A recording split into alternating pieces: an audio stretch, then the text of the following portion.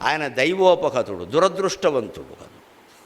మహానీతిపరుడు అనద్దు, అలాగని అవినీతిపరుడు అనద్దు. పరిస్థితుల వల్ల ఆయన దుష్టుడుగా మారాడు, దుష్ట చతుష్టయంలో ఒకడయ్యాడు. ఆ దుర్యోధనుడు కులాతీతంగా మాట్లాడ కాస్తే పెద్ద ఉపన్యాసం ఇచ్చేసి, లోపల భావాలు ఎలా ఉన్నా పైకి మాత్రం ఉపన్యాసం ఇచ్చి ఈయన గారికి అంగరాజ్యం ఇచ్చేసరికి ఈయనకి ఒళ్ళు తెలియక ఇంక నేను చర్మం ఒలిచి నీకు చెప్పులు కుట్టిస్తాననే స్థితికి వచ్చాడు. అది ఆయన్ని బానిసన చేసింది దుర్యోధనుడిని. అందువల్ల ఆయన యుద్ధం చేశాడు. అందుకే ఈయన ద్రౌపది వస్త్రాపహరణం జరిగే సందర్భంలో ఆవిడ సభలోకి ఇడుచుకొస్తే మున్నోడి తన్నోడనా, తన్నోడి నన్నోడనా, నన్నోడి తన్నోడనా అని అంటే ఈ పద్యాలన్నీ ఏమిటి ఇక్కడ? ఆవిడ 5గురిని పెళ్లి చేసుకుంది, 6వ వాడిని చేసుకోమని ఒక వేశ్య ఎంతమందిని చేసుకుంటే అన్నాడు. మంటెత్తిపోదండి ఎవరికైనా. కర్ణుడు లాంటి మహానుభావుడు అనవలసిన మాటేనా అది?